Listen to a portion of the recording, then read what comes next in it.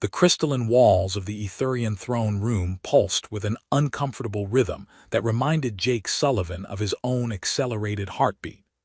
Bioluminescent veins snaked through the translucent surfaces, flickering between deep purples and electric blues, as if the entire chamber were some massive, living organism, responding to the emotional turmoil crackling in the air.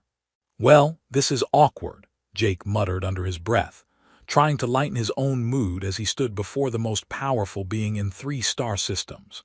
His standard-issue diplomatic boots made soft, squeaking sounds against the organic floor, which unfortunately seemed to amplify in the vast space like a rubber duck convention. Queen Lyrelith sat motionless on her throne, carved from what appeared to be a single piece of living coral that shifted colors with her thoughts. Her elegantly pointed ears, longer and more graceful than any human's, twitched slightly at his comment. Those aurora-bright eyes, currently cycling through shades of amber and silver, fixed on him with an intensity that made Jake wonder if his life insurance covered death by royal disappointment. "Commander Sullivan," the Queen said, her voice carrying harmonics that no human throat could produce, like wind chimes made of starlight. "Do you find our customs amusing?"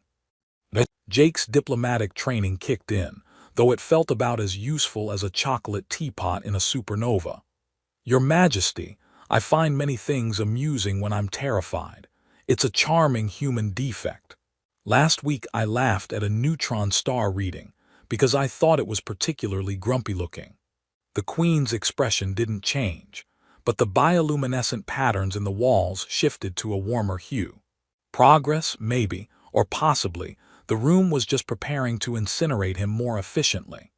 "You served as cultural liaison to my daughter for 3 standard years," she continued, rising from her throne with fluid grace that made Jake feel like he was constructed entirely of elbows and poor decisions. "Princess Zara spoke of you often in her transmissions home." There it was. The elephant in the room, except this particular elephant was interstellar politics, personal feelings, and enough bureaucratic red tape to strangle a space whale. Jake's throat felt like he'd been gargling with asteroid dust. She was an exemplary cultural exchange participant, Your Majesty, very curious about Earth customs, particularly our weather systems and what she called our delightfully chaotic approach to urban planning. Indeed. The Queen began to circle him, her footsteps silent on the living floor. She was especially fascinated by human emotional expressions. She spent considerable time analyzing the meaning behind what you called professional distance. Jake winced. He'd hoped that particular aspect of his behavior had been subtle enough to escape notice.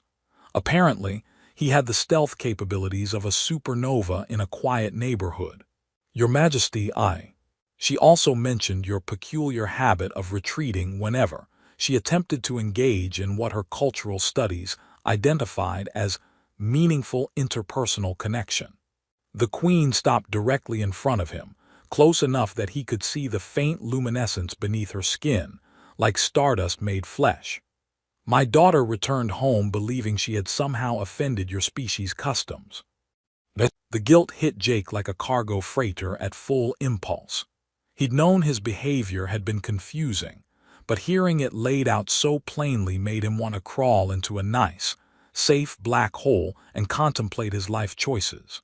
"That wasn't, she didn't." Jake ran a hand through his hair, a nervous gesture that had served him poorly in diplomatic situations for over a decade. "Your Majesty, Princess Zara never did anything wrong. The fault was entirely mine." "Explain." The single word carried the weight of stellar gravity. Jake looked around the throne room, taking in the alien architecture that somehow felt both magnificent and intimate. The walls continued their gentle pulsing, and he realized they were responding to his emotional state. Right now, they probably looked like a particularly anxious rainbow. "I requested reassignment," he said finally, the words coming out like he was confessing to crimes against the universe. 3 days before her scheduled return to Etheria, cited the need for professional objectivity. The Queen's eyes narrowed, cycling through what Jake was beginning to recognize as distinctly unpleasant colors. You abandoned your post. I transferred to a desk job processing mineral rights disputes on Kepler Station, Jake said, which somehow sounded even worse when he said it out loud. Nothing says, I've made terrible life decisions, quite like voluntarily choosing to argue about mining permits with bureaucrats who communicate primarily through interpretive chemical emissions. For the first time since he'd entered the throne room, Queen Lyrillith's expression shifted. One elegantly pointed ear twitched, and the corner of her mouth moved in what might have been the beginning of a smile. You chose to argue with the Sulfurian Trade Collective over career advancement. They have 17 different forms for requesting permission to extract hydrogen from gas giants, Jake said, warming to the topic despite himself. 17, and that's just for the preliminary environmental impact assessment. The actual extraction permits require a separate diplomatic corps.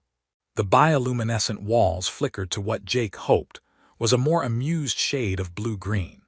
The Queen returned to her throne, settling back into the living coral with fluid grace. So you fled across 3 star systems to avoid my daughter, she said, but there was something different in her tone now. Less accusatory, more curious. I wouldn't call it fleeing, Jake protested, then reconsidered. Actually, that's exactly what it was. Full retreat, maximum warp, don't look back or you might turn into a pillar of regret. And why? Queen Lyrillith asked, leaning forward slightly. Did you find it necessary to flee from a diplomatic assignment that, by all accounts, was proceeding successfully? This was it. The moment Jake had been dreading since he'd received the summons to appear before the Etherian court. The question that had kept him awake during hyperspace jumps, the one he'd been rehearsing answers to for weeks. Unfortunately, all his carefully prepared diplomatic responses seemed to have evaporated like moisture in a vacuum. Because, Jake said, his voice barely above a whisper, I was terrified I was going to fall in love with her. The throne room fell silent except for the gentle humming of the bioluminescent systems. The Queen's eyes had stopped cycling through colors and settled on a shade Jake couldn't identify, something between starlight and storm clouds. And that, she said finally, would have been problematic. Queen Lyrillith's fingers traced patterns on the armrest of her throne, causing the living coral to respond with spirals of golden light. Jake watched, mesmerized despite his terror, as the patterns seemed to communicate with something deeper in the chamber's structure. Memory crystals, the Queen said, noticing his fascination. They record everything that happens within Etherian space, including, I'm afraid, the final weeks of my daughter's time on Earth. Jake's stomach dropped somewhere around his ankles and kept falling. Oh, that's comprehensive. We believe in documentation. The Queen's smile held all the warmth of a neutron star, particularly when it concerns the emotional well-being of the crown princess. The crystalline walls began to shimmer, and suddenly Jake was watching himself from 3 months ago, standing in the human embassy's garden with Princess Zara. She was laughing at something he'd said about earth flowers, her pointed ears catching the sunlight as she bent to examine a particularly stubborn rose that refused to bloom properly. I told her that earth plants are basically rebellious teenagers with photosynthesis, Jake heard his past self explain. They do the opposite of what you expect just to prove they can. Holographic Zara's eyes lit up with delight. So this rose is being deliberately difficult. Absolutely. It's probably planning to bloom spectacularly right after you leave, just to make a point about cosmic timing. Past Jake was leaning closer as he spoke, and Jake could see the exact moment when he realized what he was doing. The subtle step backward, the way his expression shuddered, the polite distance that slammed down like blast doors. Your Majesty, I can explain. Silence. The Queen waved her hand, and the scene shifted. Now they were watching Jake in his apartment, pacing back and forth while talking to his reflection in the bathroom mirror. Okay, Sullivan, Mirror Jake was saying. She's an alien princess. You're a mid-level diplomat with a degree in xenocultural studies and a tendency to overthink everything. This is not complicated math. President Jake wanted to crawl under the throne. Do the memory crystals record everything, including your remarkably thorough analysis of 17 different ways asking Princess Zara to dinner could start an interstellar war? The Queen said dryly.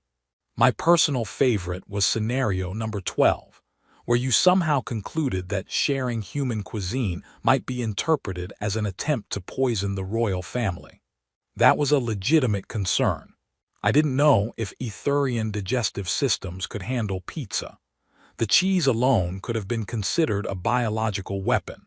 The holographic scene changed again, this time showing Zara in her temporary quarters at the embassy, speaking into what looked like a crystalline communication device. Her expression was confused, almost hurt. "Mother, I don't understand human courtship protocols," she was saying, her voice carrying that same harmonic quality as the Queen's but with a younger, more uncertain tone. The cultural databases suggest that prolonged eye contact and shared laughter indicate romantic interest, but Commander Sullivan maintains professional distance despite exhibiting these behaviors. Jake winced. Watching your own failure to communicate played back in high definition was apparently its own special form of torture. Perhaps, holographic Zara continued, I have misinterpreted the data. Human emotions are far more complex than our initial studies suggested. The Queen paused the playback and turned to Jake. She spent considerable time researching human behavioral patterns after that conversation. Oh no. Oh yes. My daughter became quite the expert on Earth dating customs. Did you know she can now explain the significance of what you call coffee dates versus dinner dates with the precision of a xenobiologist? Jake buried his face in his hands. This is worse than the time I accidentally declared war on the Centauri Tourism Board. You declared war on tourists. It was a translation error. Their word for welcome is very similar to their word for we challenge you to mortal combat. The review sites were brutal. The Queen's eyes flickered with what might have been amusement. Perhaps we should focus on more recent diplomatic failures. The holographic display shifted to show Jake in his commander's office, formally submitting his transfer request. His superior, a gruff man who looked like he'd been personally insulted by bureaucracy, was reading the paperwork with increasing confusion. Sullivan, you're requesting transfer from one of the most prestigious cultural exchange assignments in the fleet too. Mining permit disputes. Yes, sir. The kind of mining permit disputes that involve sitting in a small room with beings who communicate through controlled chemical releases. That's correct, sir. The same beings who consider prolonged eye contact an act of aggression and measure time in geological epochs. I believe it will be a valuable learning experience, sir. His commander set down the paperwork and stared at Jake for a long moment. Son, did you do something stupid? President Jake watched his past self struggle with the question. Define stupid, sir. Did you fall for the alien princess? That is to say, technically, sir, nothing inappropriate occurred. That's not what I asked, Sullivan. The holographic Jake deflated like a punctured spacesuit. Yes, sir. I'm an idiot, sir. Well, at least you're self-aware. His commander signed the transfer papers with the enthusiasm of someone agreeing to a root canal. Try not to start any interstellar incidents with the mining consortium. They hold grudges for millennia. The Queen dismissed the holographic display with a gesture, leaving the throne room in its natural bioluminescent glow. My daughter interpreted your sudden departure as confirmation that she had somehow violated human cultural boundaries. Jake felt like he'd been hit by a meteorite. She thought it was her fault. She spent weeks analyzing every interaction, trying to identify where she had overstepped. The royal advisors suggested that perhaps humans were simply too primitive to appreciate Etherian sophistication. And what did she say to that? The Queen's smile was sharp enough to cut through stellar armor. She told them that any species capable of creating art forms based entirely on the concept of failing successfully was far from primitive. I believe she was referring to your human comedy. Probably slapstick. We're very proud of our ability to turn disaster into entertainment. Indeed, she defended your species quite vigorously, actually. Argued that human caution in interpersonal relationships demonstrated emotional maturity rather than intellectual limitations. Jake stared at the Queen, processing this information. She defended humans to alien royalty because I was too scared to ask her out. The irony is rather striking, isn't it? The Queen rose from her throne again, the coral surface pulsing with warm light as she moved. My daughter, who has never shown romantic interest in any of her numerous suitors, chose to champion the emotional complexity of the one being who ran away from her. I didn't run away, Jake protested weakly. I strategically relocated. To argue with sulfur-breathing bureaucrats about mineral extraction rights. When you put it like that, it does sound like running away. The Queen stopped in front of him again, and Jake realized that her eyes had settled into a steady, considering silver. Commander Sullivan, do you know what the most valuable trait is in a potential partner for the Crown Princess? Jake's mind raced through possibilities. Diplomatic immunity, really good health insurance, the ability to communicate with beings who smell like rotten eggs. Honesty, the Queen said simply. The courage to tell the truth, even when it's uncomfortable. The bioluminescent walls pulsed gently around them, bathing the throne room in warm, steady light. Jake felt something shift in the atmosphere, though he couldn't quite identify what had changed. Your Majesty, he said carefully, I haven't been particularly honest about anything so far. Haven't you? The Queen tilted her head, pointed ears catching the light. You admitted to being terrified. You confessed to running away. You acknowledged that your fears led to poor decisions. In my experience, most beings who appear before this throne spend their time making excuses or attempting to shift blame. Jake considered this. Well, to be fair, it's hard to shift blame when the evidence is recorded in crystal and played back in surround sound. Indeed, yet you haven't tried. Would it work? Not even slightly. Then I suppose honesty is my only remaining option. The Queen moved to what appeared to be a control panel growing directly from the wall, her fingers dancing over bioluminescent nodes that responded to her touch with musical chimes. The sound reminded Jake of wind through crystal caves, if caves could carry a tune. Tell me about your fear, Commander Sullivan. Her voice held a gentleness that hadn't been there before, though Jake suspected this could be the calm before a very elegant storm. What specifically terrified you about developing feelings for my daughter? Jake watched the wall pattern shift in response to the Queen's manipulations, creating what looked suspiciously like a comfortable seating area made of the same living coral as the throne. He remained standing, partly out of respect, and partly because sitting down felt like admitting defeat. Well, for starters, there's the obvious issue that I'm genetically predisposed to making terrible decisions under pressure, he began, earning himself a slight ear twitch from the Queen. But more specifically, I was convinced that any romantic interest from me would be seen as predatory, colonial. I'm not sure what the right term is for human trying to romance alien royalty for political gain. You thought you would be accused of gold digging, the Queen said, and Jake was impressed that she'd picked up the colloquialism so quickly. I thought I'd be accused of species digging, which sounds even worse. Plus, there were the practical considerations. Jake began counting on his fingers, a habit that had annoyed his diplomatic instructors for years. 1. Interspecies romance has exactly zero precedent in official protocols. 2. I'm pretty sure dating the Crown Princess would require forms that haven't been invented yet. 3. What if I accidentally violated some Etherian custom and started a diplomatic crisis? Your people might consider holding hands a declaration of war for all I knew. The Queen's expression grew thoughtful. Holding hands is actually considered quite intimate in our culture, though not a declaration of war. C. Perfect example. I could have grabbed her hand during a moment of emotional connection and accidentally proposed marriage or challenged her to single combat. Those are surprisingly different outcomes. I'm gifted with worst-case scenario thinking. It's a talent. Jake ran his hand through his hair again, noting how the wall patterns seemed to respond to his emotional state with increasingly frantic color changes. But honestly, Your Majesty, the real fear was simpler than all that diplomatic nonsense.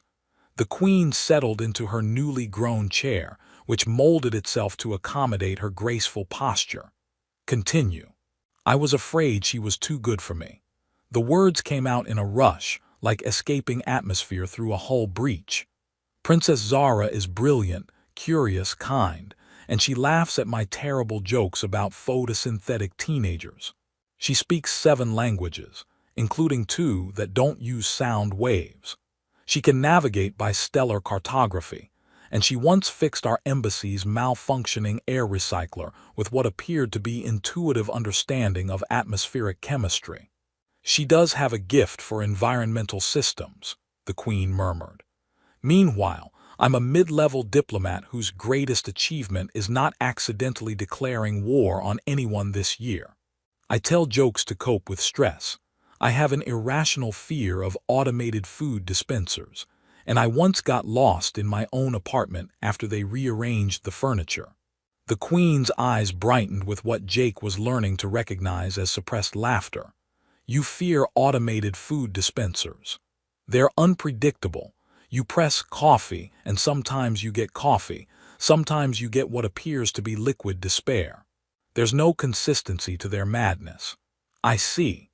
The Queen's voice was carefully neutral, but the wall patterns had shifted to what Jake hoped were amused pastels. And you believed these personal shortcomings would make you unsuitable for my daughter. I believe they made me unsuitable for anyone with functioning brain cells, but especially for an alien princess who could probably calculate hyperspace jumps in her head while composing poetry in languages I can't pronounce. The Queen was quiet for a moment, her fingers tracing patterns on the arm of her coral chair. The patterns glowed in response, creating fractals of light that seemed to pulse with some kind of meaning Jake couldn't decipher. Commander Sullivan, may I share something with you? I feel like I don't have much choice in the matter, Your Majesty, but yes. The Queen's eyes shifted to a deeper silver, and Jake felt something brush against the edges of his consciousness. Not invasive, exactly, but present in a way that made him think of someone gently knocking on a door. My telepathic abilities allow me to sense emotional resonance, she said. Not thoughts precisely, but the underlying feelings that drive them. It's particularly useful for detecting deception. Jake's mouth went dry. That seems like a handy skill for a ruler. Indeed. It also means I know when someone is telling the truth, even when they don't believe it themselves. The mental presence grew slightly stronger, warm and oddly comforting. You described yourself as unsuitable, Commander. Yet what I sense from you is a deep capacity for loyalty, genuine care for others' well-being, and the kind of moral integrity that chose potential career suicide over compromising what you believed were my daughter's best interests. I also sense, she continued, considerable self-deprecating humor, which Zara finds endlessly entertaining, and a tendency toward overthinking that she described as charmingly thorough in her communications home. Jake stared at the Queen.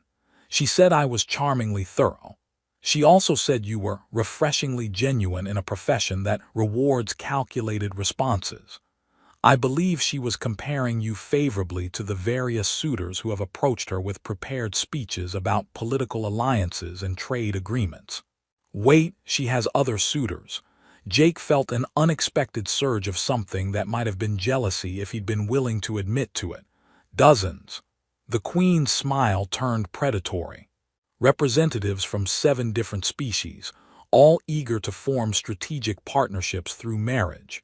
Would you like to know how she responded to their advances? I'm not sure I want to know, but I'm definitely going to ask anyway.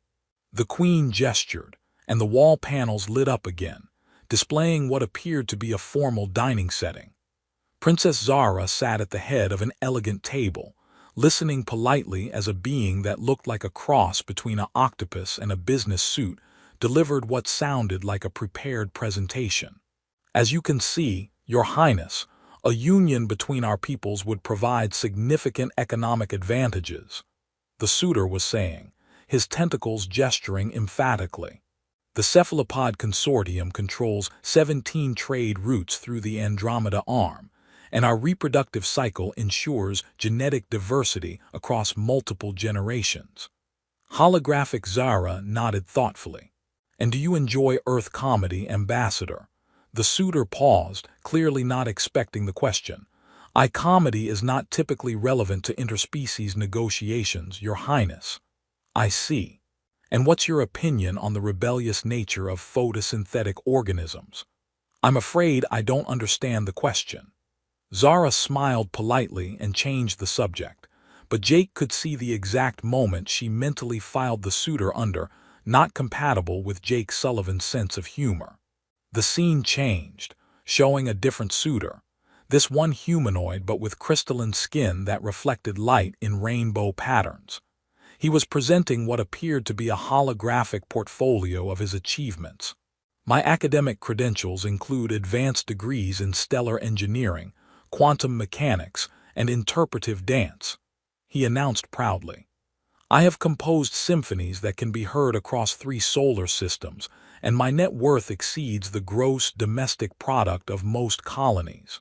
Impressive, Zara said. Tell me, what do you do when you're afraid? Afraid? The crystalline being looked genuinely confused. I am rarely afraid. Fear is inefficient. I see. And how do you handle situations where you might accidentally start a diplomatic incident? I don't make mistakes. Zara's expression remained polite, but Jake could see the disappointment in her eyes. She was looking for something these accomplished beings couldn't provide, someone who understood vulnerability, who could laugh at their own imperfections, who cared more about not hurting her than about appearing flawless. The queen dismissed the display and turned to Jake with an expression that might have been satisfaction. My daughter, Commander Sullivan, appears to have developed very specific preferences regarding potential partners. Jake felt like someone had recalibrated his entire understanding of the universe. She's been comparing them to me. Most unfavorably, I'm afraid. None of them seemed adequately concerned about the possibility of accidentally offending her through cultural misunderstandings. But that's basic politeness. Apparently not as common as you might think. The queen leaned forward in her living chair. Which brings us to an interesting question, Commander. If you were so concerned about my daughter's well-being, why didn't you simply ask her about these fears? Jake opened his mouth to answer, then closed it again. The question hung in the air like a challenge he hadn't seen coming.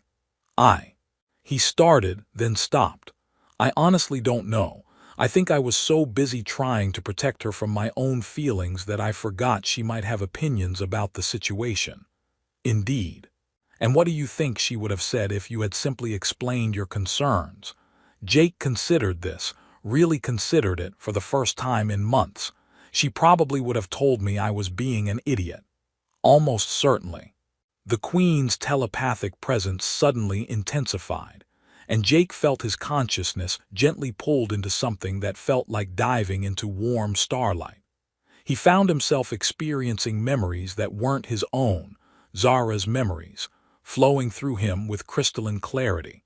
He was seeing through her eyes as she watched him explain Earth weather patterns, feeling her delight at his animated gestures as he described how humans had somehow managed to make small talk about meteorological phenomena into an art form. He felt her confusion when he suddenly stepped back, the hurt that she quickly suppressed, and her determination to understand what she'd done wrong. This is deeply invasive, Jake managed to say, though he made no attempt to pull away from the connection. This is enlightening, the queen replied, her mental voice carrying undertones of amusement. Watch. The memory shifted to Zara in the embassy library, surrounded by holographic displays showing human cultural databases. She was taking notes with the focused intensity of someone studying for the most important exam of their life. Human males often express romantic interest through teasing behavior, she was reading aloud to herself. However, they may retreat if they believe their interest is unwelcome or inappropriate. This matches the behavioral patterns observed in Commander Sullivan. Jake watched, horrified and fascinated, as his own actions were analyzed with scientific precision. Zara had created what appeared to be a comprehensive flowchart of his behavior patterns, complete with probability matrices for various interpretations of his responses. "She turned me into a research project," he whispered. "She turned you into a puzzle worth solving," the Queen corrected. "There's a difference." The memory continued, showing Zara's growing certainty that Jake's professional distance was rooted in respect for protocol rather than lack of interest. She'd even found documentation supporting the theory that human diplomatic personnel were discouraged from forming personal attachments during cultural exchanges. Recommendation: await appropriate moment to express reciprocal interest in culturally acceptable manner, Zara had written in her notes. Human courtship rituals suggest patience and clear communication are valued over aggressive pursuit. "Oh no," Jake said, realization hitting him like a cargo ship full of irony. "She was waiting for me to make the first move, while you were waiting for some sign that you wouldn't destroy interstellar relations by asking her to dinner," the Queen said. The symmetry is almost poetic. The telepathic connection shifted again, and Jake found himself experiencing Zara's emotions during his sudden transfer request. The confusion was overwhelming, not hurt exactly, but a profound sense of having miscalculated something important. She'd spent days reviewing their interactions, searching for some cultural misstep that had driven him away. "She never thought I was rejecting her," Jake said, the truth hitting him with the force of a revelation. "She thought she'd broken some human rule she didn't understand." "Precisely. And do you know what she did next?" The memory showed Zara in her quarters, speaking to the same crystalline communication device Jake had seen before. But this time, her expression was determined rather than confused. "Mother, I need to understand human courtship protocols better," she was saying. "I believe Commander Sullivan's behavior indicates interest, but cultural barriers are preventing proper communication. I request permission to study Earth romance literature." "Earth romance literature," Jake repeated weakly. "She became quite the expert," the Queen said, and Jake could sense her maternal pride even through the telepathic connection. "Did you know that your species has produced over 40,000 novels specifically about the theme of miscommunication leads to romantic complications? We're very creative with our relationship disasters." Indeed. Zara found them highly educational. She particularly enjoyed the ones where the male protagonist assumes the female is too good for him, while she assumes his distance means disinterest. Jake felt like the universe was playing an elaborate practical joke on him.